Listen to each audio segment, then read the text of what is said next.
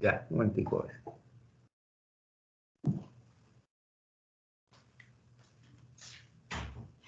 José.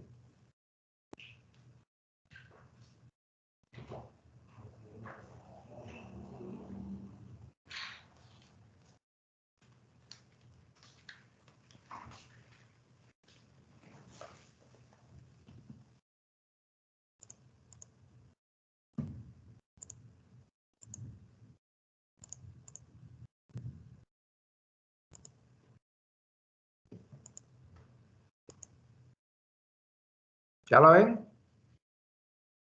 Sí, señor. Sí, doctor. Bueno. Muy bien, entonces siempre les decía que me acostumbro a comenzar las charlas con una reflexión. En este caso es de Confucio, puede ser quién fue Confucio, pues no confundido como la reina aquella de Panamá, ¿no? El rey de la confusión. Un pensador chino y tiene muchas frases que están muy de actualidad hace muchos años. Entonces, aprender sin razonar es trabajo perdido. Que entender eso y siempre está razonando. A raíz de la situación del COVID el año pasado, yo agregué esta diapositiva del primer semestre del año pasado. Simplemente pueden buscar ustedes ahí en Google más adelante el concepto de una sola salud. ¿Cierto? Un medio ambiente saludable, un medio ambiente, pues, salud animal y salud humana. Entonces, esto está integrado. ¿Cierto? Entonces, tenemos que recordar que vivimos en un mundo ampliamente colonizado por bacterias y microorganismos y que nuestra convivencia con ellos depende de un delicado equilibrio entre el medio ambiente, el huésped y los microorganismos en sí. Los agentes involucrados en la infección hospitalaria pueden ser muy diferentes. Bacterias, virus, hongos, parásitos y priones. Estoy buscando en su celular qué es un prión, ¿cierto? ¿Qué tipo de proteína es un prión? ¿Qué enfermedades produce? Es importante saber que los priones hay que tener muy en cuenta. La característica común de todos ellos es la necesidad de permanecer viables en el medio hasta entrar en contacto con el huésped. Eso los caracteriza a todos ellos. Dentro del medio hospitalario tenemos como fuente de contaminación inicialmente a los pacientes hospitalizados infectados, que se valen a través de la contaminación de objetos inanimados y los mismos prestadores de salud. Igualmente, gérmenes colonizadores normales y potencialmente patógenos que igualmente se valen de mismos elementos, igual que visitantes, familiares e incluyen a los estudiantes. Entonces, es muy importante saber que ellos se valen todo ello para presentar infección hospitalaria. Recordar que muchos de estos, la mayoría de estos gérmenes permanecen vivos en objetos inanimados por un tiempo importante. El Acinetobacter, que es una bacteria con un gran potencial patológico, puede vivir hasta 5 meses en objetos inanimados. La Escherichia coli, muy común, de 5 a 4 meses. Y la Pseudomonas aeruginosa, también muy común en nuestro medio, en pisos secos hasta 5 semanas, inclusive en pisos húmedos hasta mucho más. Entonces, así hay una tabla muy enorme de cómo estos microorganismos permanecen vivos en objetos inanimados. Recordar que la viabilidad en objetos inanimados, lógicamente, las bacterias gram negativas tienen un mayor tiempo. son preponderantes, pues hacen predominancia en esto, más que las gram positivas. Y que las mutaciones de resistencia no alteran este parámetro. ¿Qué bacterias causan o qué gérmenes causan infección hospitalaria? Pues los principales son los comensales, los que viven en nosotros. Bacterias presentes en la piel, en las cavidades del cuerpo. ¿Cierto? Tenemos el Staphylococcus aureus, la Escherichia coli. Hay porcentajes que ellos pueden causar 25 hasta 25% cada una, pero en conjunto podemos decir que estos gérmenes comensales son responsables del 70 al 80% de las infecciones intrahospitalarias. En segundo lugar están los saprofitos, que son gérmenes presentes en el ambiente y capaces de colonizar pacientes y objetos cuando el medio lo permite. Tenemos la Pseudomonas aeruginosa y son causantes de un 20-25% de estas infecciones que generalmente son asociadas. Último, pues en muy escasa cantidad, pues muy patógenos. Estos gérmenes no pertenecen, no hacen parte de la flora normal del humano y ni la flora del medio ambiente hospitalario. Un tipo de virus de influencia, lógicamente, como aquí se dice, son causantes del menos del 5%. Entonces, la principal fuente de infección hospitalaria son los pacientes mismos. Y la conducta alrededor de ellos, dice aquí la diapositiva, determina la aparición de vectores intrahospitalarios, los cuales las manos del personal es el más importante. Las manos del personal. Esto es un pequeño recordatorio, que es muy rápido, que la infección implica 3 pasos: el contacto, que es la interacción de los microorganismos con su medio, la colonización, que depende del inóculo, que es la cantidad de agentes infecciosos contaminantes, palabra muy de moda ahora con la pandemia del coronavirus, ¿cierto? El inóculo, la cantidad de virus que usted pueda recibir. La viabilidad en la colonización, ¿cierto? Como yo decía, en la primera diapositiva, la necesidad de permanecer viables en el medio hasta entrar en contacto con el huésped. Y por último, la invasión propiamente. Entonces tenemos 3 factores: un agente invasor, un huésped y un proceso que se desencadena con la presencia de estos microorganismos. Entonces recordar que los microorganismos tienen en sí varios factores, ¿cierto? Necesidades básicas, los cuales los más frecuentes son la necesidad que tienen ellos por el oxígeno, por el agua, por tener un pH adecuado, por una temperatura, por concentraciones iónicas como el calcio y concentraciones de metales como el hierro y el zinc. ¿Para qué? Para que funcionen sus enzimas. Tienen un tropismo, lo que se llama un destino de integración. Para algunas bacterias, el medio ambiente ideal es la asociación con la superficie mucosa, como el pilo. Entonces, esto es el tropismo. Bueno. La virulencia, que es la capacidad que tienen ellos de vencer la defensa del huésped. Eso va de acuerdo a una dosis letal, que es una concentración de bacterias en nuestro organismo. Esto es un repaso muy rápido, porque no vamos a detenernos en esto. La patogenicidad, que es la habilidad del organismo de causar enfermedad. Ya saben que esa patogenicidad puede ser obligada, facultativa, intracelular, extracelular, etc. Las adherencias, ¿cierto? La sinergia, que es la capacidad en la cual 2 o más microorganismos pueden potencializar sus efectos dañinos.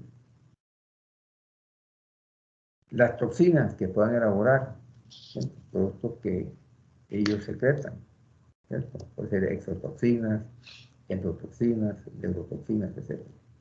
Y la resistencia bacteriana propiamente, ya sea que se encapsulen, que hacen camuflaje, etc.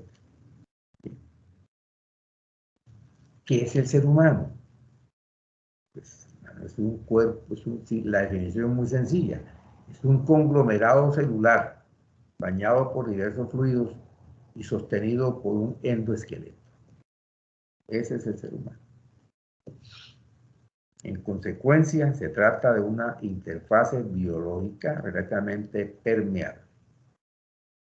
A diferencia de algunos invertebrados que tienen exoesqueleto, como los crustáceos. Entonces ellos tienen una manera diferente de defenderse. Entonces, ya saben, es un conglomerado celular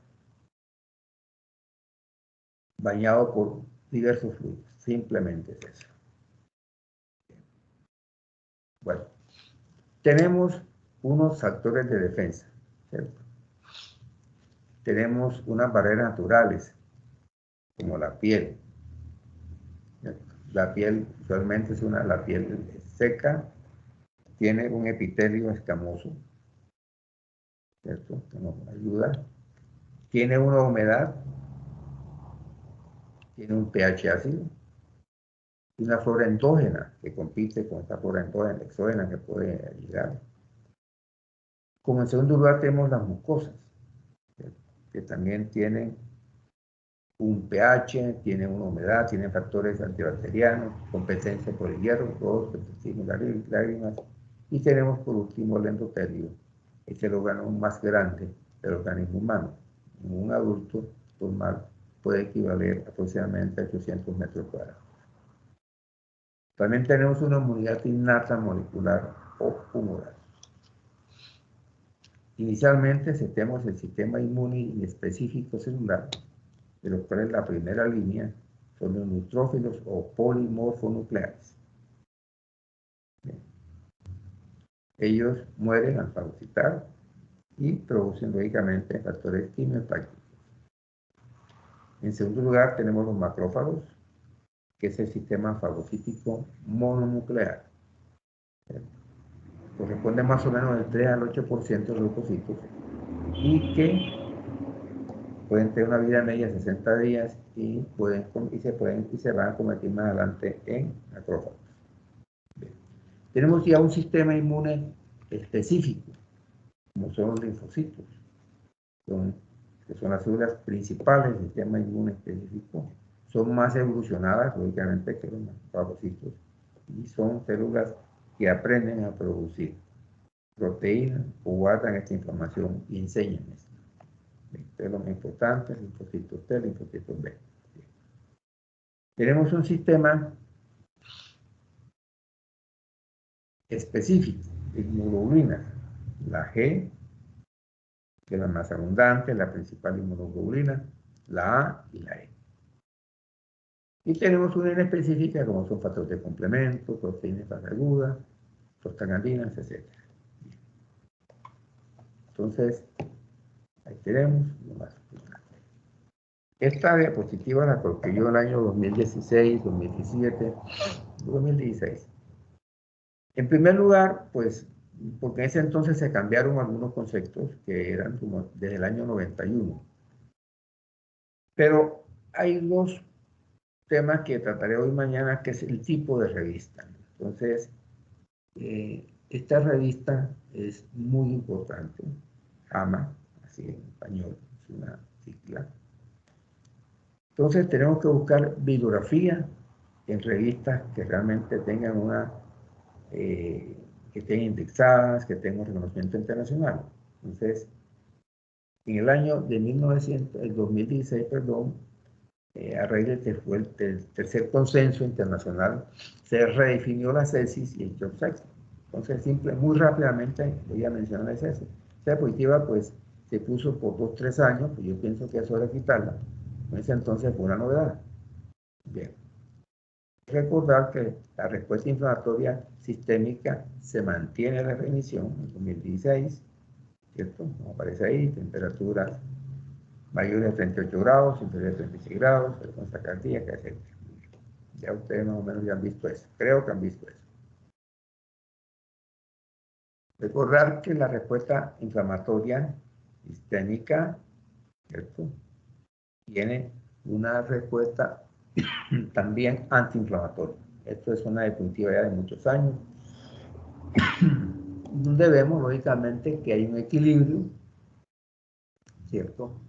De un CIR, que es el proinflamatorio, un CARF, que es un antiinflamatorio, eso en pancreatitis vamos a verlo mañana, y el MARX cuando es listo. Entonces, cuando hay un desbalance de estos factores, lógicamente, pues cuando predomina el CIR, lógicamente vamos a un shock, cuando hay una homeostasis, porque ambos se equilibran, cuando predomina el CIR, lógicamente también una apoptosis celular, y lógicamente cuando hay supresión del sistema inmune es porque el CAR ha sido predominante.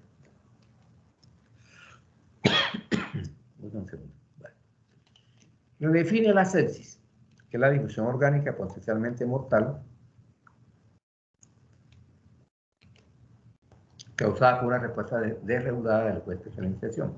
Entonces ellos aconsejan utilizar, esto es de UCI, utilizar un QI-SOFA rápido, ¿cierto? Que mide básicamente la frecuencia respiratoria, trastorno de conciencia y presión arterial. No me meto en esto, pero simplemente lo estoy mencionando. El shock séptico también lo redefine. Dice, se define como una subcategoría de la sepsis, en la cual la alteración circulatoria y el metabolismo celular son suficientemente profundas como para aumentar considerablemente la mortalidad. Entonces tenemos que la sepsis se une a un mantenimiento de la presión arterial media, que es más o menos de 65, y hay que utilizar vasopresores para que eso se mantenga más o menos ahí. Un nivel de alcance sérico que lógicamente sea mayor a 18. Entonces, cuando tenemos este conjunto, sepsis más estos dos conjuntos, lógicamente en ausencia de hipovolemia, pues el shock séptico. Este es el famoso escala SOFA, que también puede ser aplicada. Mañana hablaremos algo muy rápidamente de las escalas de UCI. Bien, de manera los intensivista muy bien. Escala SOFA. Lógicamente es un pequeño algoritmo, lógicamente, donde dice que el paciente que ha sido sospechado por infección, se hace un QI-SOFA, ¿cierto? Si hay evidencia de que hay una infección orgánica, ya ponemos el escala SOFA. Es una sepsis, lógicamente, que a pesar, dice despite, a pesar de la adecuada presión con fluidos, lógicamente va a requerir vasopresores. Bien. Entonces, simplemente un repaso rápido.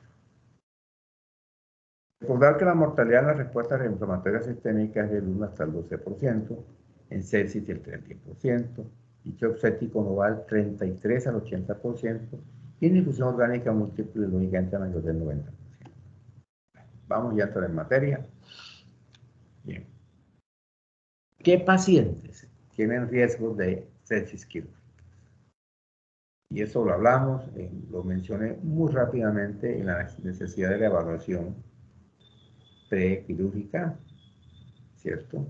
Entonces, pacientes que estén desnutridos, que tengan depresión proteica, que tengan enfermedades asociadas, que sean fumadores, que tengan cáncer, pacientes en edades extremas, ya sea niños, muy ancianos, pacientes obesos, pacientes que tengan alteración de la función inmune, que tengan falla orgánica crónica, que tengan una perfusión tisular disminuida, infección recurrente en sitios remotos, antibioterapia reciente, pacientes que llevan antibióticos por muchos días, pacientes que tengan catéteres, que son propensos a una sepsis quirúrgica, o que tengan una hospitalización prolongada, por cualquier razón. Entonces son pacientes con riesgos de esto.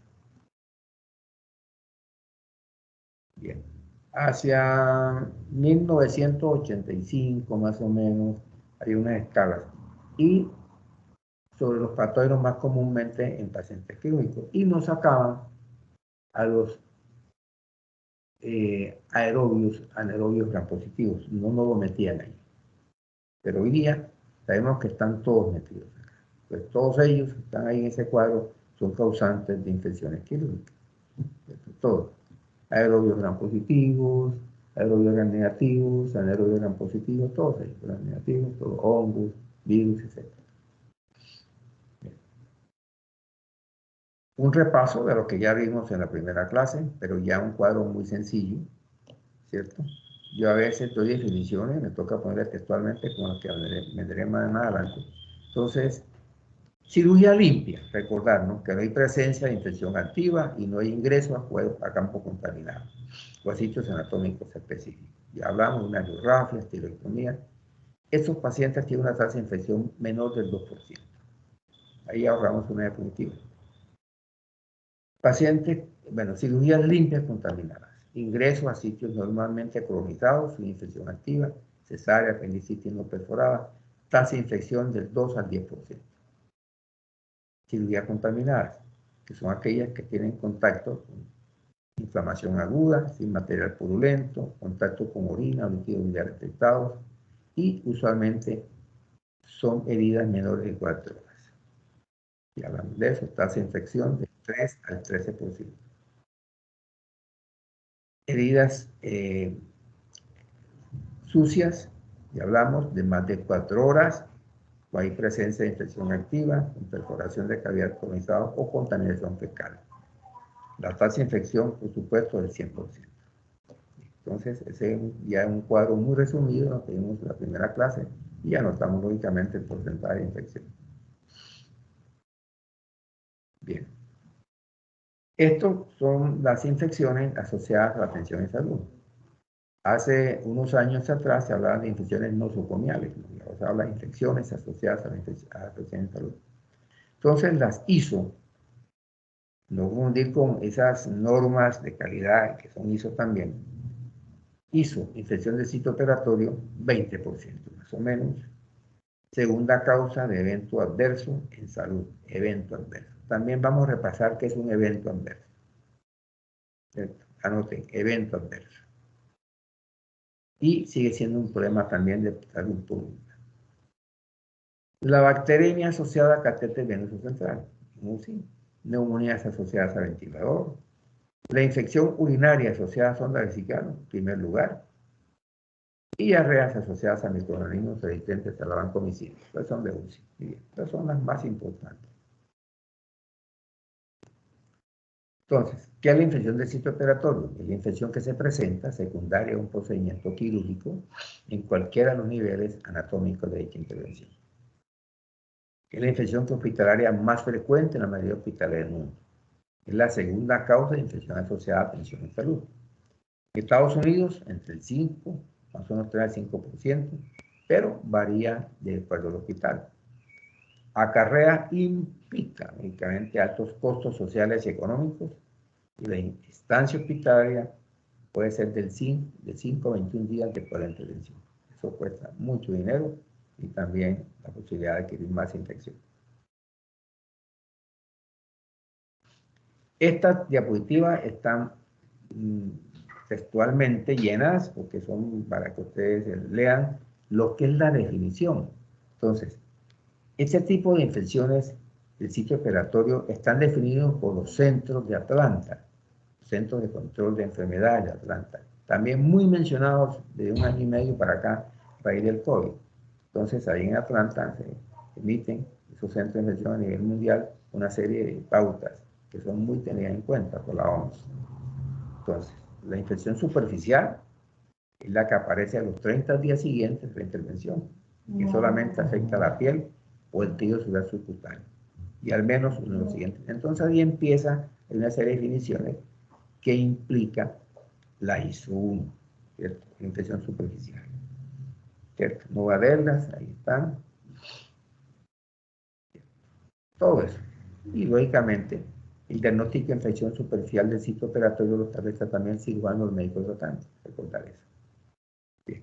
Importante, esto lo puse en verde, que no se incluyen en esta definición la inflamación mínima y limitada a los puntos de penetración de la sutura. Esas suturas a las cuales el cuerpo le hace una reacción de cuerpo extraño. Entonces, a eso no se le llama infección de tipo operatorio. Cuando usted ha operado una episiotomía o del sitio de circuncisión de un neonato, importante haber visto pediatría o ginecología primero. La infección alrededor de alguna quemadura, y hablamos de la situación de sepsis, y la extensión a fascio músculo, porque ya es otro tipo de clasificación. Este tipo de infección del sitio preparatorio son más o menos del 60 al 80% de toda la infección de las heridas. Incisión profunda. Ya solamente no toma la piel, entonces si también toma la aponeurosis o por debajo de ella y aparece hasta los 30 días siguientes a la intervención. O porque usted ha introducido una prótesis o cuando encuentra al menos uno lo siente. Entonces empieza a haber una serie de definiciones, pero se lo textualmente como está, ¿cierto? Drenaje purulento, que prende la fascia del músculo, etc. Muy bien, y seguimos.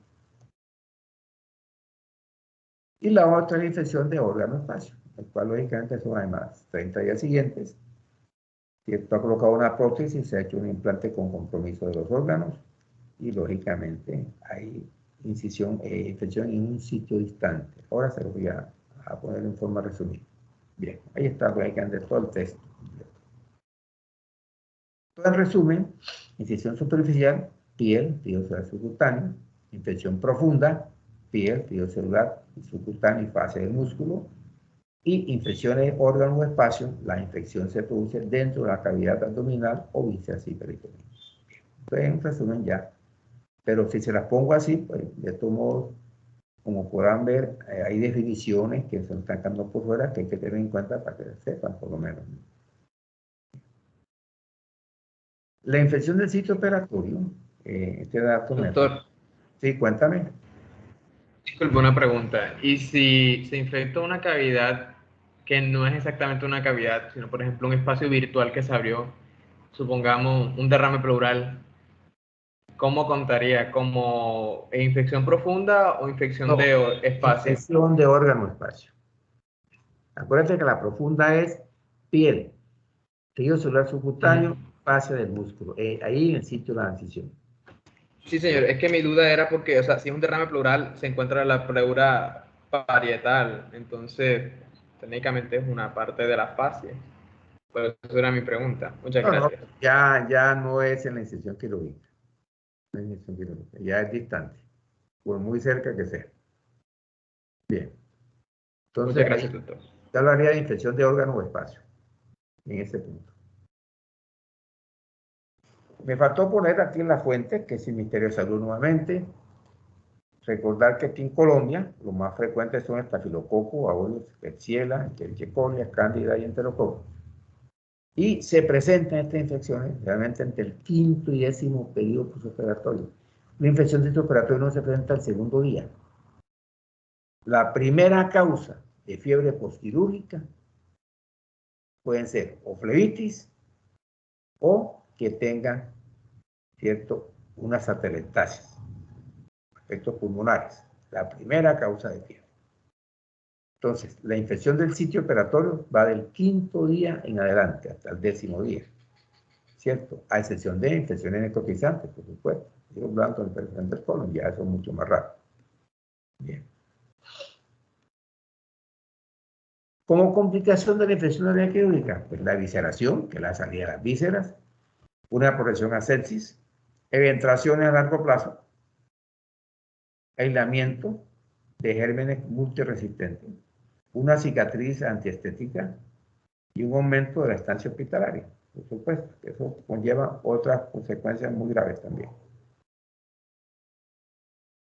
Entonces, ¿qué debemos tomar o qué medidas debemos tener como prevención antes de la cirugía? En primer lugar, el manejo de los pacientes antes de la hospitalización. Entonces, primero, control y estudio de las enfermedades concomitantes. Acuérdense, el protocolo ERAS habla de eso, ¿cierto? Hay que hacer un control y estudio de enfermedades concomitantes. Si el paciente es diabético, que vaya a cirugía, pues, hemoglicémico. Igualmente, si es hipertenso. ¿Cuántas cirugías? Y eso realmente es un problema serio de cancelación de cirugías, que eso es un mal parámetro hospitalario, porque se va a hacer la cirugía, el paciente está hipertenso. Entonces, ahí el anestesiólogo falló en no hacer una buena evaluación anestésica, en no corregir las cosas, o el médico tratante, lógicamente, no tomó las medidas correspondientes para que eso no se presentara, ¿cierto? Si el paciente es fumador, tratar de manejar eso, la parte pulmonar, hacer una preparación pulmonar previa a la cirugía. Entonces son puntos que hay que tener en cuenta para que podamos mejorar y optimizar la cirugía. Entonces el protocolo era, fíjense que es lo primero que menciono. Bien. Durante la hospitalización, lógicamente, o ya solamente esto es algo relativo, casi hoy día los pacientes no se hospitalizan antes de la cirugía, sino que se presentan antes, 2 horas antes o 3 horas antes. ¿Cierto? Entonces, lo importante es que el paciente se bañe antes de cirugía. El baño preparatorio con jabones antisépticos, pues lógicamente eso no cambia a un jabón normal. Eso, se ha probado que eso no incide también. ¿Cierto? Entonces, debe bañarse lógicamente el día anterior y el momento antes de llegar bañado. ¿Cuántas veces no operamos pacientes aquí que llegan ambulatorios, que llegan de sitios lejos, que llegan sudados de una vez? Eso no es conveniente, porque tenemos ya infección lista ahí. Cuando el rasurado, que es importante hacerlo, hay que hacerlo en el momento de la cirugía, ¿cierto? Por lo menos 2 horas antes de la cirugía. Porque muchos pacientes se rasuran el día anterior y ya en el momento de la cirugía tenemos ya microinfecciones. Entonces, lógicamente, en lo posible hacerlo con máquina. Pero bueno, acá pues no se consigue fácilmente eso. Bueno, los equipos, el medio ambiente, control de la calidad del aire y la ventilación. Entonces es importante que en estos medios tenga aire acondicionado o en un sitio, inclusive en Bogotá, mantener una presión positiva con respecto a los corredores adyacentes. Entonces el aire debe salir de la sala de cirugía hacia los pasillos y que haga recambio de aire por hora por lo menos 15 veces. Pues eso acá muy poco se va a conseguir.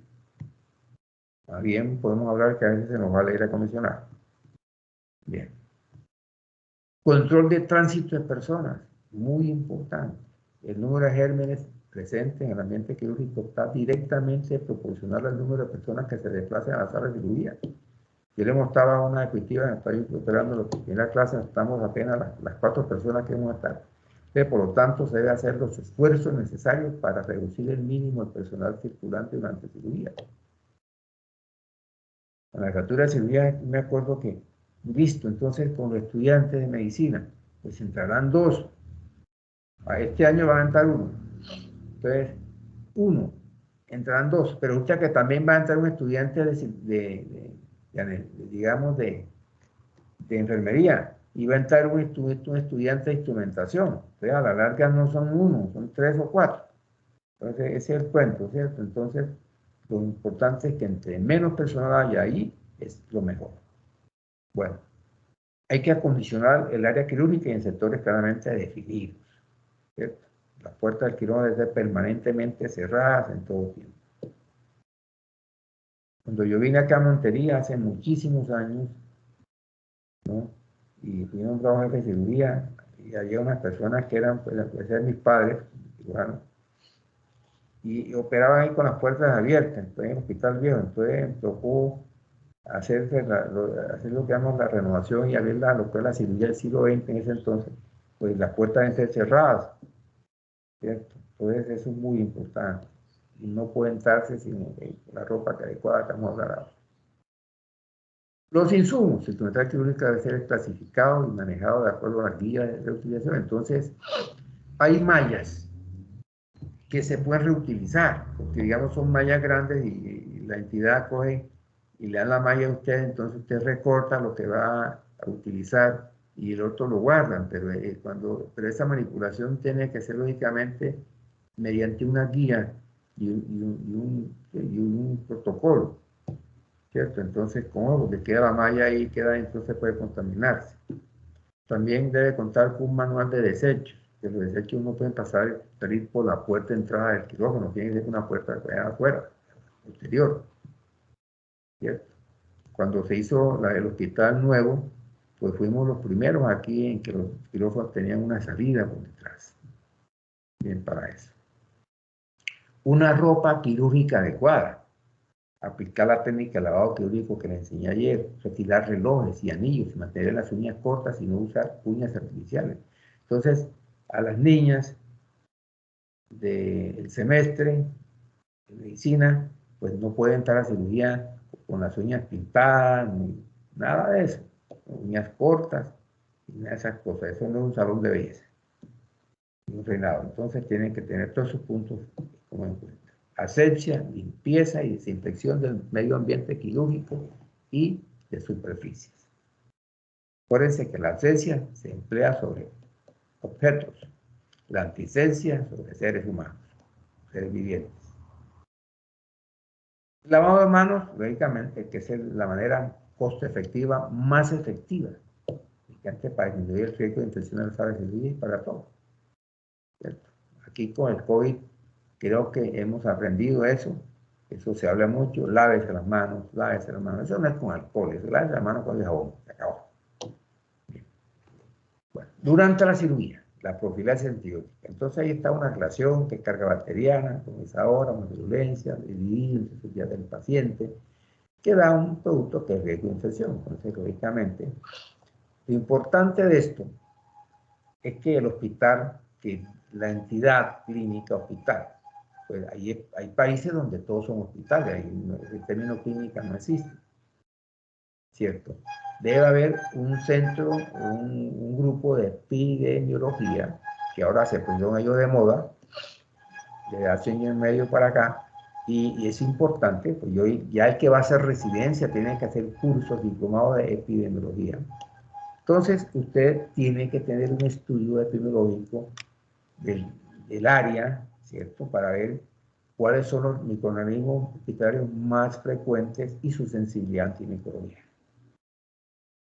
¿Cuál es el objetivo de la profilaxis? Mantener una concentración adecuada de antibióticos.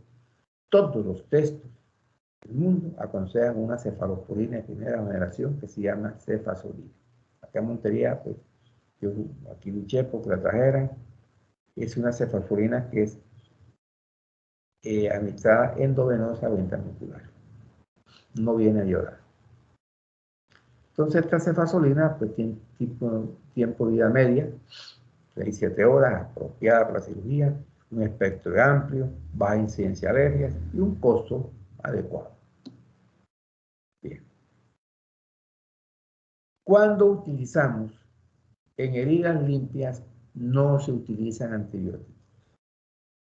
En hemorragias, tiroidectomías, no se utilizan antibióticos cuando usted preserva las técnicas adecuadas. Pero ¿cuándo colocamos antibióticos? Cuando colocan catéteres o prótesis. O deja un dren. Que ha colocado un injerto vascular u ortopédico. Que el huésped tiene más de 3 diagnósticos concomitantes. O que se emplea en la cirugía más de 3 horas. ¿Sí? En cirugía esa cirugía larga de 6 horas, pues hay que volver a poner otra dosis de antibióticos. En las heridas limpias contaminadas se utilizan todo profilaxis. Y las heridas contaminadas y sucias también todas están con profilaxis antibiótica. Bien. Entonces, la efectividad del medicamento que vamos a utilizar debe ser encaminado a cubrir mayor número de patógenos potenciales. El efecto secundario, únicamente es un efecto que va entre el efecto adverso y el efecto antibiótico. ¿Cuándo se administra? Usualmente de 30 a 1 hora antes, 30 minutos a 1 hora antes de la incisión, en sus dosis máximas, realmente en aplicación única. Hay antibióticos, ¿cierto? Todos tenemos que saber las dosis, como la gentamicina, una dosis inicial de 2 miligramos por kilogramo de peso, dosis de mantenimiento 1 miligramo por kilogramo de peso, dosis única 3 miligramos por... Entonces hay que saber la dosis, entonces tienen que consultar siempre. Cuando estén conmigo haciendo órdenes médicas, pues vamos a repasar algunos antibióticos más importantes, ¿cierto? Si una quinolona, cuándo se utiliza una quinolona de primera generación, de segunda, tercera o cuarta, y cómo debe utilizarse. Entonces, eso es muy importante. No es que aplicar la profilaxis antibiótica después que terminó la cirugía, no, ya es 30 minutos por lo menos antes de la cirugía, o 1 hora antes. Bueno. El uso de antibióticos en tiempos cortos, 24 horas máximo. Bien. La vía de administración endovenosa. Entonces, todo antibiótico, lógicamente, tiene una dilución, que usualmente es en solución salina o en dextrosa en agua destilada. Hay cristaloides que no son adecuados, pero acá lo utilizan. El lactato de Ringer no es adecuada para diluir antibióticos por varias razones. Entonces, aquí a veces la ponen, y ahí no solamente en Montería, en Bogotá también lo hacen en Medellín, no es adecuado. Entonces, también hay un término de infusión, ¿cierto? Entonces, para eso está el Buletor muchas veces. Entonces, incisión 5 minutos, aminoglucósidos 30 minutos, metronidazol 60 minutos, etc. Y lógicamente hay antibióticos que no deben darse, como profilaxis, como son cefalosporinas de tercera y cuarta generación, porque el espectro es más reducido. Por eso cuando hablamos acá, en la diapositiva anterior, ¿cierto? Que acudir el mayor número de patógenos potenciales. Bien. Bueno, entonces, esta diapositiva la tomé yo de una charla con de un compañero mío, ¿cierto? El doctor Gustavo Quintero, que por ahí sé que estuvo acá en Montería hace como año y medio. Él siempre es muy académico y ha estado siempre al tanto de esta cuestión de infecciones. Tiene un libro, un texto, infección quirúrgica, infección en cirugía, que es de Quintero, doctor Nieto, de Bogotá, y doctor Lema, Carlos Lema de Medellín. Un libro, pues, no sé si en la biblioteca, muy sencillo también de conseguir, de la Universidad Panamericana. Bien, entonces, en esta conferencia él decía, listo, administrar antibióticos profilácticos, y lo que ya les dije, ¿no? De 30 a 60 minutos antes de incisión. Eso va del año 1967. Lo que yo le he dicho, aplicar el antibiótico profiláctico adecuado. 3, descontinuar el antibiótico pronto, lo más pronto posible, primera 24 horas. Hablamos también de remoción del vello, del año 71, ya veníamos hablando de eso. Control de la glicemia perioperatoria, también el protocolo es muy claro en eso. Y también el protocolo también habla control de la temperatura en los procedimientos perioperatorios, es decir, durante el acto operatorio. Entonces es importante controlar eso, la glicemia y el control de temperatura. Con eso vamos a, como estrategia para prevenir la infección del ciclo operatorio. Entonces, en el periodo postoperatorio, ya que te operó el paciente, entonces recordar que hay heridas que requieren curación, entonces lavado de manos, lógicamente antes de esto, uso de precauciones universales, ya vamos a ver, buscar signos o síntomas de infección, si hay enrojecimiento de la herida, o hay hipertermia, etcétera, evaluación periódica, y planeación del egreso, si el paciente salga lo más rápidamente posible para su casa, siempre y cuando tenga condiciones dignas de vivienda también, porque usted ha hecho una cirugía importante, el paciente va a la de un canal que recolecta agua alcantarilla y una casa de cartón, pues, o un tubo, pues déjelo quitar un tiempo, hágale ese favor. Muy bien. Esta diapositiva estaba en el hospital en todas las piezas, en todas las piezas estaba puesto allá, en la puerta estaba, ¿no? Los 5 momentos para higiene de las manos. Entonces, antes del paciente, cuando lo vea, ahí está. Entonces, esto es de la OMS, ¿cierto? Esto es mundial. Entonces, son los momentos en que lo importante es recordar que cuando usted llegue a la clínica, al hospital, lavarse las manos. Me parece muy bueno ahora con la cuestión del COVID, y hay unas clínicas que le ponen, pues, para lavarse las manos antes de entrar. Eso está muy bien. Entonces, lávese las manos cuando usted vaya a un hospital, una clínica, antes de entrar. Lávese las manos cuando salga. Lávese las manos cuando vaya a ver a un paciente. Lógicamente, cuando haga un procedimiento, cualquier cosa. Con eso es suficiente. Esa es la manera más efectiva, post-efectiva, más eficaz. Y recordar que el lavado de manos, ya en la parte hospitalaria y eso, pues lógicamente es muy corto, máximo 60 segundos. Dice que los trabajadores de salud realmente no se emplea menos de 10 segundos, entonces eso no es conveniente.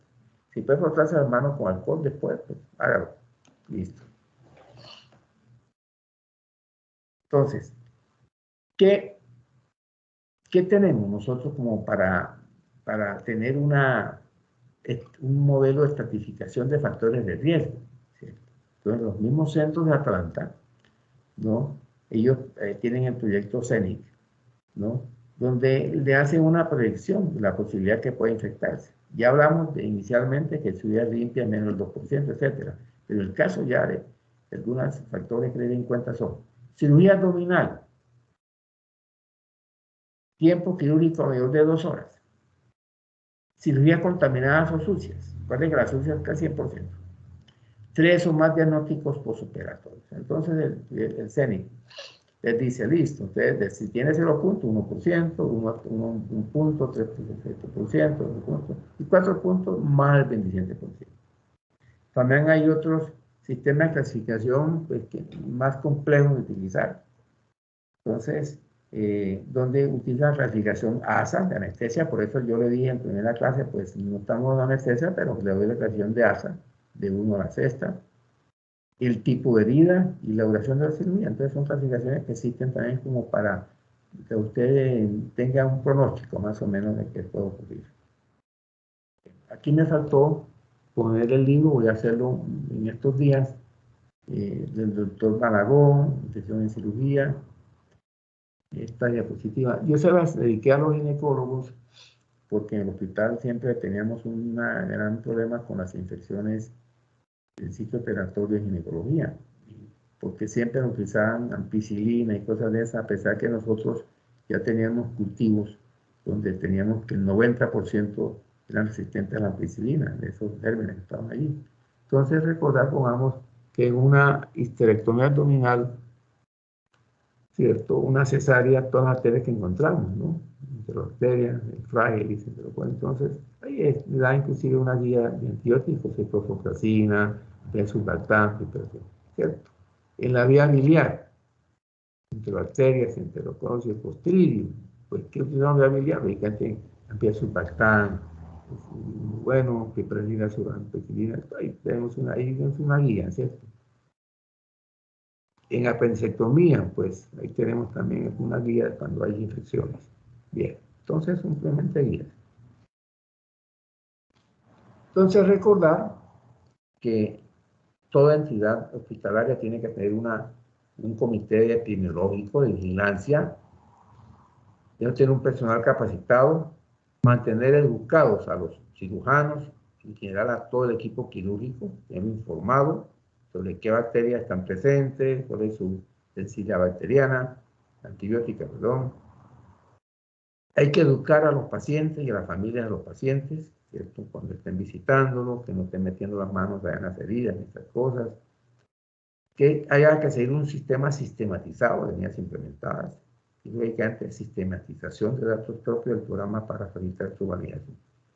Yo quise ponerlo en el hospital, lamentablemente, pues las cosas fueron muy teóricas, de pronto nos faltó por parte de directores, de pronto muy politizados en esa época, que ha llevado a tantas intervenciones en el hospital, cosa que nos refleja lo que somos.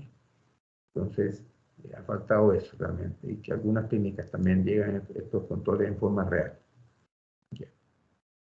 Estos son unos tips que los he puesto simplemente a recordar que los cultivos sobre el exudado de herida no siempre son una guía exclusiva para descartar o confirmar una infección. De hecho, que un cultivo que se haya tomado de pronto de forma inadecuada nos muestre una bacteria, no significa que esa bacteria, de pronto la bacteria está ahí, en el inóculo está ahí, pero no es la causante de la infección. Ojo con eso. Que los antibióticos tienen escasa capacidad de penetración en las colecciones, en esos accesos hay que drenarlos. Con un gran inóculo bacteriano, ¿cierto? Fácilmente puede superar la acción de cualquier antimicrobiano. Muchos antibióticos no son bactericidas contra determinada bacteria, entonces hay que saber exactamente qué se utiliza. Pues les cuento esto, ya en Colombia, clínicas, hospitales que tienen un control de calidad muy importante, los cirujanos, médicos, ninguno puede mandar antibióticos. Lo tiene que hacer el grupo que maneja la parte de infectología. Ellos son los que dicen qué antibiótico tiene que ponerse, porque realmente la resistencia bacteriana está exagerada. porque estamos utilizando antibióticos contra esto. Basta recordar, hablemos de Montería, que aquí venden antibióticos libremente, eso solamente aquí, te va a Medellín, Bogotá, y no se lo venden.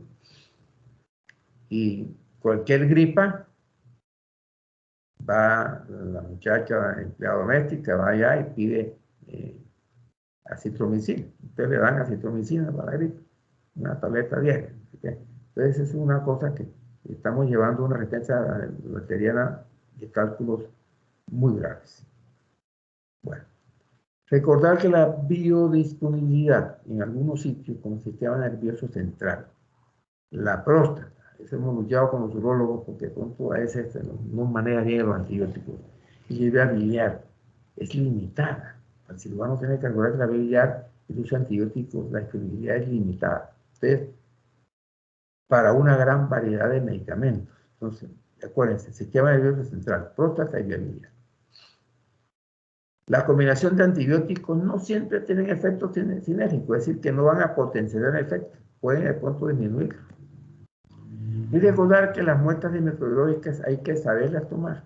Yo en la última charla que hice en el hospital antes de pensionarme, pues le hice una charla sobre esto, cómo se tenía que hacer una muestra de un absceso por lesiones o tejido profundo. Usted no puede ir con un hisopo ahí a acuerdo que está encima, no, tiene que ser por debajo, ¿cierto? Con una aguja y aspirar.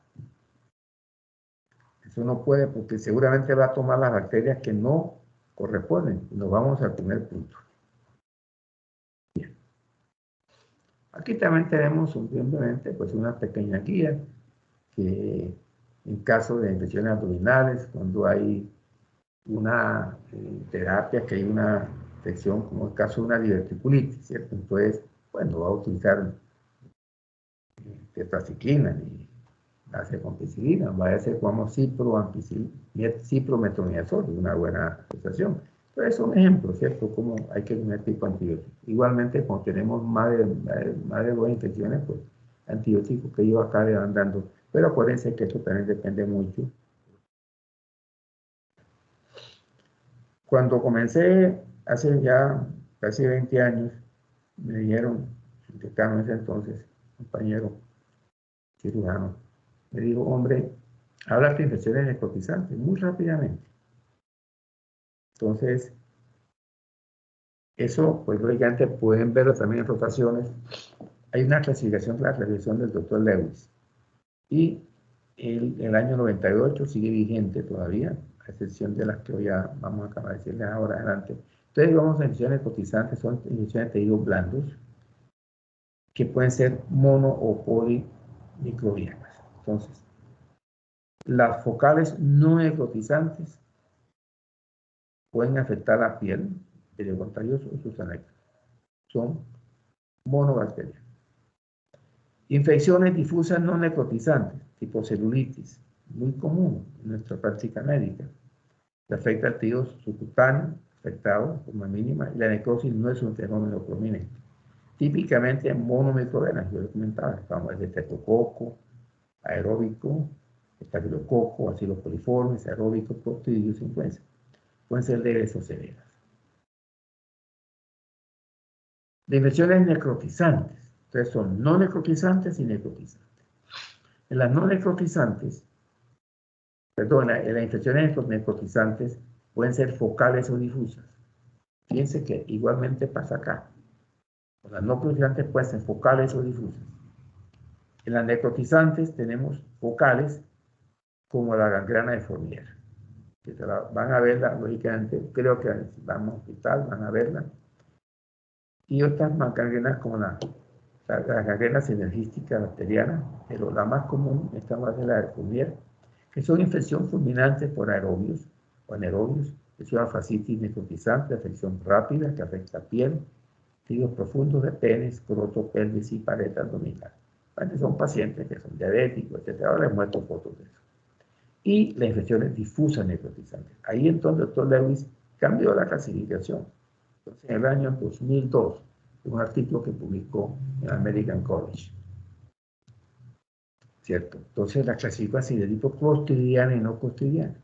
Entonces, cotidianas, se tiene necrotizantes, ya mionecrosis, y las no cotidianas, ahí está, en el cuadro, necrotizantes, monomicrobianas, tetrocócicas, etcétera, etcétera. Muy bien. La famosa gangrena de Fournier, ¿cierto? Anterior a hacer un desbridamiento de la piel del escroto, del pene, esas cosas, ya del área del periné, con el hospital. ¿Y ven? ¿Cierto? Bastante frecuente. Ya pacientes mayores con mal aseo, hospitales, tienen diabetes, totalmente, comorbilidades. Listo. Ya que sea, inclusive hasta hecho un diagnóstico de piel y todas esas cosas. Ya las cosas han mejorado. Y tiene acá arriba una sonda suprapúbica a mano derecha. Ahora luego pondré ya la pantalla grande para algunas cosas. Entonces, ahí tiene la sonda suprapúbica. Esa sonda tiene mucho tiempo, hay que cambiarla, porque acuérdense que estas sondas son las primeras causas de infecciones en salud. La candidiasis, también vemos, son pacientes que colonizan, son colonizados por cándida, un factor tardío de enfermedad invasora, pacientes críticos. Pacientes que tienen fistula enterocutánea mucho tiempo, etc. Y lógicamente es necesario tomar medidas profilácticas tempranas con agentes de baja toxicidad, fluconazol, anfotericina B, en casos extremos. También menciono muy rápidamente, porque si no, esta charla nos va muy larga, las infecciones por hongos, infecciones de mucomicosis. Cuando hubo la erupción del volcán del Ruiz, año 1985, pues en el 85 ocurrieron dos eventos casi simultáneos. Uno, la toma del Palacio de Justicia, en noviembre, y al poco tiempo vino la erupción del volcán del Ruiz y sepultó una ciudad, Armero. Se calcula que hubo más de 30.000 muertes. Entonces, empezaron a disimarse de pacientes por todos los hospitales, Ibagué, fueron Armenia, Bogotá, Medellín, y empezaron a ver que hay una serie de infecciones y que esos pacientes, a pesar de los tratamientos, fallecían, ¿no? Posteriormente hicieron cultivos y apareció el cigomiceto, ¿cierto? Acá en Montería tuve la oportunidad una vez de hacer un cultivo sobre unos pacientes que llegaron de una zona de Antioquia, Tarazá, zonas muy cultivadas por coca. Entonces, hay erosión de esos cerros y un derrumbe ahí, que hace unas casas, y usualmente están combinadas con estos derrumbes y estas cosas en tierra. Y logramos también hacer un cultivo de un cigomiceto, eso hace algún tiempo. Entonces hay que pensar que también se presenta, ahora les mostraré casos específicos. Entonces hay formas cutáneas, subcutáneas, pulmonares, gastrointestinales o cerebrales. Muy bien. Lógicamente, el tratamiento son desviaciones, como hicimos con Fournier, pero estas son desviaciones radicales, de urgencia, combinadas con una terapia sistémica a base de anfotericina B. En una época había que abrir la Barranquilla, en Medellín, la no se conseguía, pero ya se consigue. Bien, entonces el diagnóstico es por biopsia. Seguimos rápidamente. El tétano. Entonces, el tétano es en este medio tropical, es muy común, ¿cierto? Más o menos es causa de casi 1 millón de muertes al año. Digamos, si el COVID lleva 4 millones y pico, pues no sabe cuánto, pues sería más de 1 millón de muertes. Es una grave y letal infección anaeróbica producida por una neurotoxina del Clostridium tetani, microorganismo que prolifera en tejidos traumatizados, hipóxicos, vitalizados y contaminados con tierra y excremento. Entonces, en la parte en finca vemos muchos animales con tétano muchas veces. Acá se presentan ya no tanta incidencia como antes, pero la vemos. Recordar que es un bacilo anaeróbico, estricto gram positivo, forma de tambor que se encuentra en la tierra, en trato gastrointestinal de hombres y animales. La sintomatología se debe lógicamente a una neurotoxina, que es la tetanoespasmina, que penetra muy rápidamente las fibras motoras y periféricas, llega rápidamente en menos de 24 horas al sistema nervioso central. Los casos típicos se desarrollan entre 1 y 2 semanas, muchas veces antes. clínico, debilidad contractura muscular, trimus y severos espasmos generalizados. Cuando estábamos en el Hospital Viejo, esa calle que separa al Hospital Viejo, que luego está la Fiscalía, y lo que es ahí el centro comercial ese, en el sur, esa calle vivía cerrada, porque ahí en el primer piso, ahí teníamos pacientes tetánicos, entonces los ríos no podía pasar porque eso exacerbaba la sintomatología, los pacientes necesitan mucho silencio. Entonces, opistótono, cirugía abdominal y falla respiratoria, taquicardia y hipertensión. Bueno, eso tendremos que leer con calma. Y eso es importante, heridas tetanógenas. Ayer hablábamos de quemaduras, entonces hay heridas que son muy susceptibles a contraer tétano.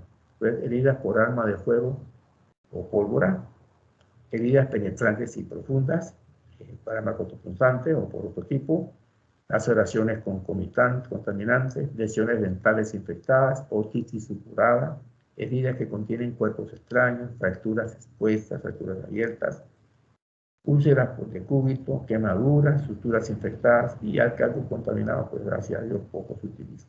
En todas estas heridas hay que utilizar la profilaxis antitetánica. Ahora vamos a hablar de eso. Entonces recordar que se hace el manejo quirúrgico haciendo un lavado profuso de la herida y se inmunizamos. Entonces, hacemos la inmunización con tozoide, yo la tétano, perdón, la quemadura hablaba ayer, y la activa se hace con tozoide tetánico, que es el tetanol, y fácil, lo consiguen, 0,5 centímetros muscular y ya listo. Y activa con el tetumán, que es la inmunización pasiva. Y lógicamente la penicilina es el antibiótico ideal. Pero ya, para otro antibiótico, la penicilina a una dosis elevada es la ideal para utilizar. Bien. Sobre esto es importante, les cuento muy rápidamente. Una vez nos demandaron al hospital y después de CRT, llegó un paciente al hospital de CRT un 26 de diciembre con una herida por machete, arma cortopunzante en la cabeza. Entonces el ortopedista lo recibió, le hizo un buen lavado, lo suturó, pero no le aplicaron tetanol. Entonces, sobre eso me retrocedo. Hay una serie de parámetros que no voy a meterlos acá porque eso no entiendo mucho, donde si el paciente ha sido inmunizado previamente o no, si ha sido inmunizado de pronto 6 meses antes o nunca, entonces de acuerdo a eso usted va aplicando el tetanol y ahora lo repite al mes, después a los 6 meses, al año y así.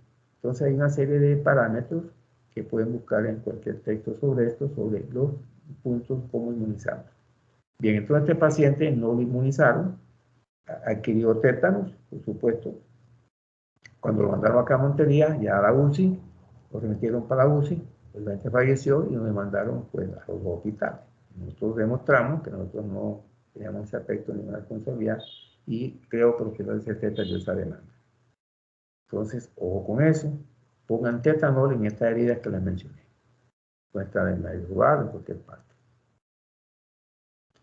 Vamos a, de pronto, a ampliar un poquito. Bien. Busquemos acá. Enlace. Bien. Este es un paciente, esto es una serie de tips también fotográficos, ¿no? Experiencia del hospital. Un paciente llega al hospital quemado con una gasa, ¿cierto? Viene por ahí un puesto de salud del Bajo Sino. ¿Qué encontramos aquí? Miasis. ¿Vio? Gusanos. Viene gusano. Saltamos la gasa, viene gusano. ¿Vio? Bien. Ojo con eso. Famosos pacientes del SOAT que llevan aquí a las clínicas, ¿no? Le pagan al taxista, se gastan el SOAT y por la noche se lo tiran al hospital. Porque ya se gastaron el SOAT y entonces la EPS es mala pagadora. Y gente que... Entonces aquí tenemos, le puse este ejemplo porque aquí hay tutores externos, etcétera, pero la gráfica está encauzada a demostrar, vean, aquí tienen el familiar del paciente ayudando a la curación, vean, sin ninguna protección. ¿Sí ven? Las manos. Entonces, esta paciente que no se va a dar las manos. De aquí sale a ayudar porque aquí somos muy cooperativos. Usted sale a ayudar al paciente al lado, o sale y sale a otra habitación, ¿cierto? Y va y ayuda a otra curación, porque sí pasa. Se vea, ya las mando. ¿No? Esto es lo que más, el mecanismo más abundante y rápido para la infección hospitalaria. Bien, hablando de hongos, importante recordar esto, porque hay muchas veces la historia clínica no se hace adecuadamente, se hace todo de carrera. Entonces, este paciente es un paciente de Planeta Rica, una zona de Planeta Rica, y viene porque estaba montando bicicleta, se cayó. Entonces viene con diagnóstico de un TEC, de un trauma encefálico moderado, ¿no? Pero en la historia clínica no anotan nada de esto, simplemente la enseñanza, ¿cierto? No anotan nada de estas cosas, ¿cierto? El paciente llega así, con su pantalón corto, y esto ni siquiera en la historia clínica se anotó. Creemos que es una cromomicosis. Como estudiante hicimos un trabajo, ¿cierto? Y cuando íbamos a hacer los cultivos con la Universidad del Sinú, el doctor Milton Quintana en ese momento, el doctor Milton Quintana es el papá de un plástico, se llama también Milton Quintana.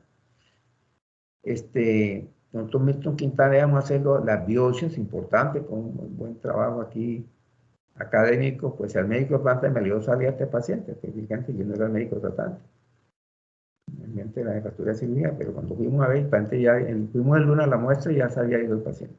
Pues lógicamente tenemos la dirección, pero ya cuerpo de Planeta Rica, un fondo natural, no me acuerdo nunca.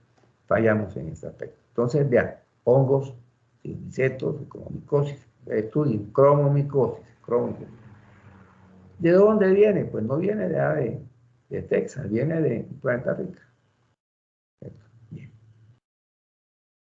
Acá fue cuando pusimos el sistema VAC. Cuando estén conmigo vamos a repasar eso, método avanzado de vacunación. Es una herida por guadaña en la tibia, por supuesto, ya está limpia la herida. Pues yo creo que hubiera cerrado bien, pero bueno, no, se consiguió por primera vez gratis el sistema VAC. Aquí está la esponjita, aquí está la persona que trajo las cosas del laboratorio, que en ese entonces había hermanas en el hospital. Había hermanas en el hospital. Esto no sé si este era un estudiante, no sé. Bien.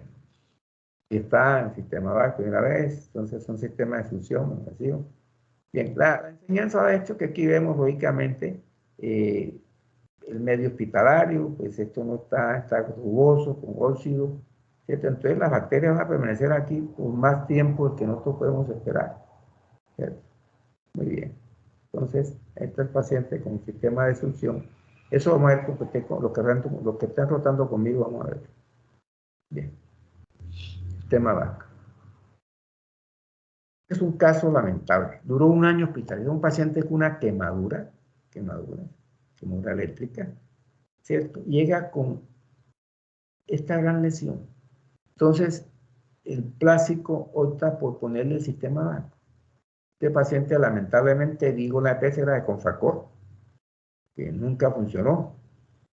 Se acabó, que arruinó a la empresa de una vez, parte de salud, la EPS. Y esto, vea, me encuentro este paciente pasando ronda con los estudiantes, porque yo paso ronda, o pasaba ronda a todos los pacientes, de todo tipo, neuroquirúrgicos, urológicos, ortopédicos, todo, porque hay que ver el paciente. Entonces, esto es pus. No se han dado cuenta, esto está lleno de pus, vea. Sistema VAC. La succión, y tampoco está indicado para ponerse esto, porque la tabla ósea hay que cubrirla rápidamente.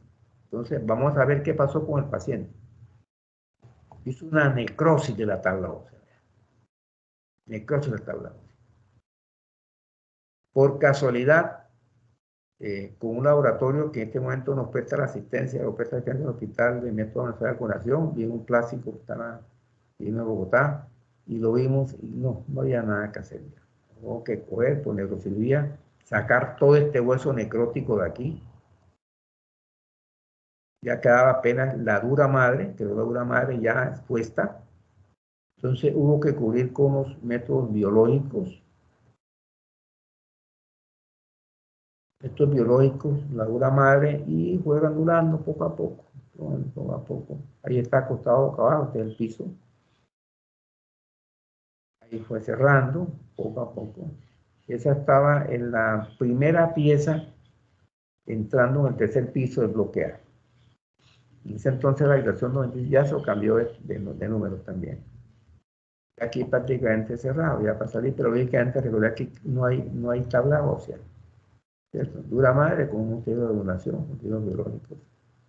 ¿Cierto? Este paciente duró un año hospitalizado, imagínense. Un año ocupando una habitación del hospital. Un año. Yo insistí ante la EPS y con el médico tratante para que se remitiera. Hicimos en Bogotá, la EPS no tenía recursos para remitirnos, porque la verdad es que la EPS es la responsable económicamente del paciente. Entonces no se logró la remisión con favor. Bien, pero bueno, logramos cerrarlo con métodos biológicos y podemos estéticamente. Bien. Errores, ¿no? Acá en una sala de cirugía, vean el atril, todo oxidado. Pues acá una cirugía infectada aquí, entramos, pseudomonas aquí. ¿Quién la saca de aquí? Nadie. ¿Qué van a lavar aquí? A desinfectar. ¿Cierto? Muy bien. Acá en esta cirugía, el cirujano, no digo el nombre ni la especialidad, se fue a operar a otra sala. Se dejó la instrumentadora a otra instrumentadora cerrando el paciente. Entonces ella entra aquí sin equipo quirúrgico. ¿Sí lo ven? Entonces, gravísimo esto, ¿cierto? Yo tengo fotos también que no puedo mostrarlas mucho, son delicadas, ¿no? Pero graves, cosas que han pasado. La doctora Alicia, que está en todo precio, pues ya no le gusta que esa fugitiva esté por ahí. Ella está ahora en el área quirúrgica en el hospital. Y ahí ya, pues para que no se viera mucho, pues se propuso un esparadrapo, porque el primer esparadrapo, eso tampoco es viable, eso no es correcto. Bien, eso hace tiempo, eso pasó hace tiempo, no crean que es ahora. Y ya esto creo que lo corrigieron, está borrada la línea roja, ¿cierto? Que significa que no se cuenta la área quirúrgica. Área restringida. Otro paciente con sistema VAC inadecuado. También me valió una junta médica y pelear con unos compañeros del hospital. Este paciente es un paciente que lleva varias cirugías, lleva varias cirugías, queda con intestino corto, hace una fístula enterocutánea.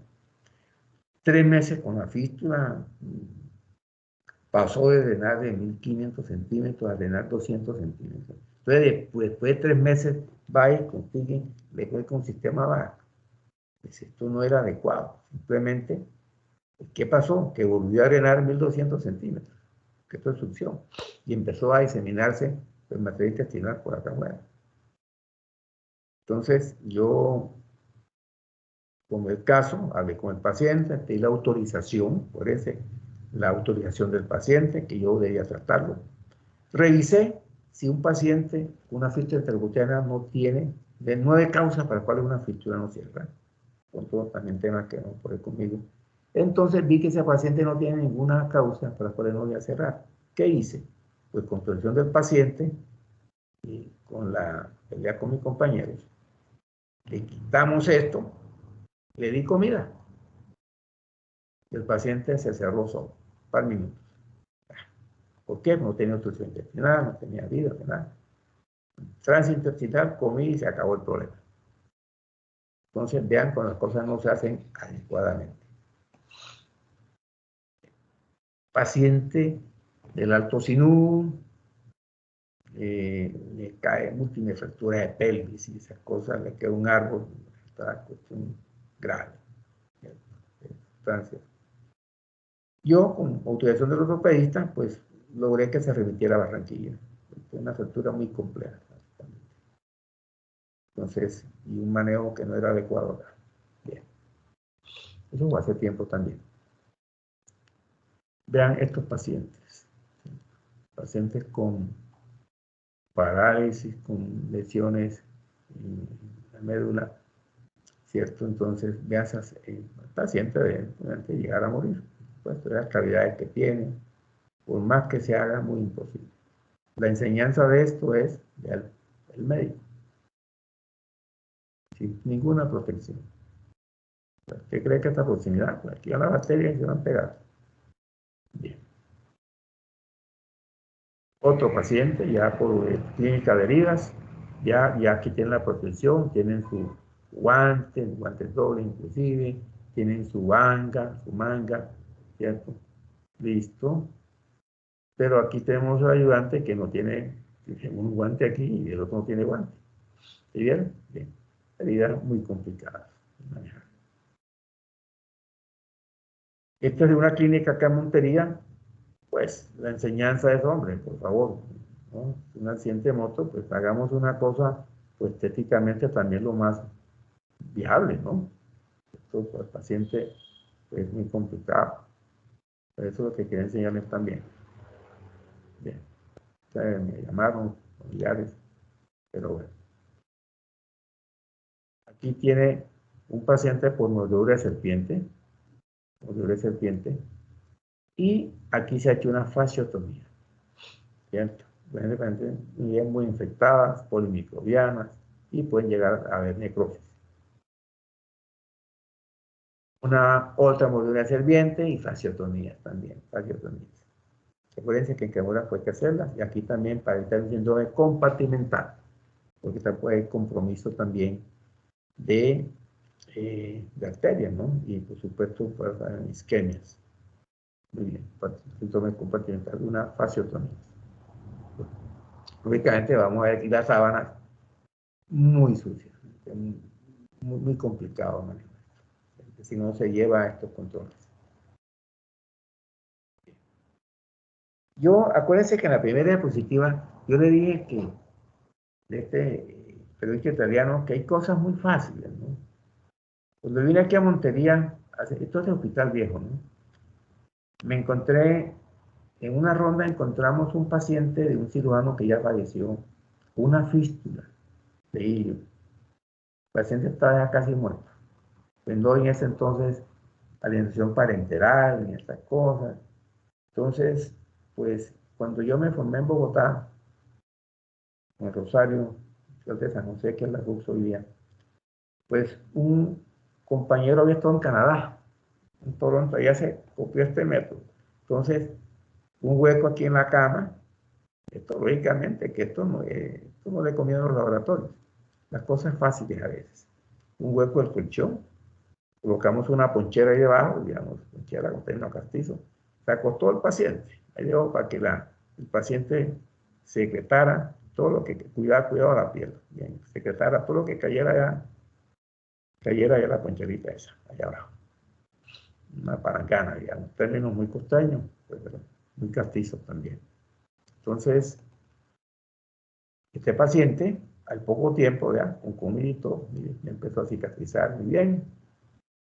Y esta foto la tomamos aquí en el consultorio de un odontólogo. En ese entonces ya eran una diapositiva, un slide, ya era como la hora que había celular, entonces ya el paciente, ya está recuperado, nada, no hicimos nada, acostarlo boca abajo y se acabó el problema.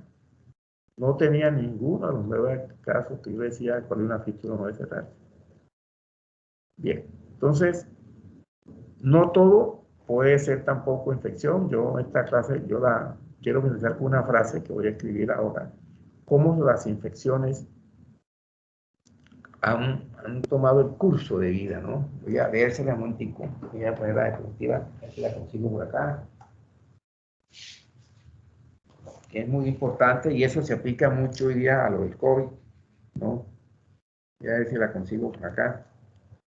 Dice que las infecciones han moldeado en gran medida nuestra forma de vida y son una presión recurrente en la salud. El COVID es un ejemplo claro de esta frase. Voy a anotarla en estos días, aquí en esta diapositiva, después de esta. Bueno, también quiero decirles que después de estas diapositivas un poco pues, duras para cuando las personas no están acostumbradas, como digo, he omitido alguna diapositiva, pues también hubo tiempo para el esparcimiento y para hacer muchas cosas interesantes, ¿no? Entonces, un momentico.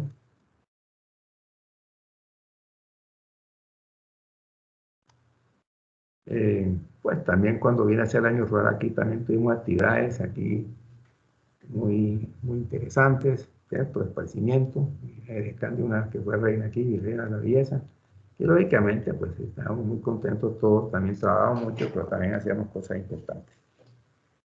Bueno, ¿alguna pregunta sobre lo dicho hoy?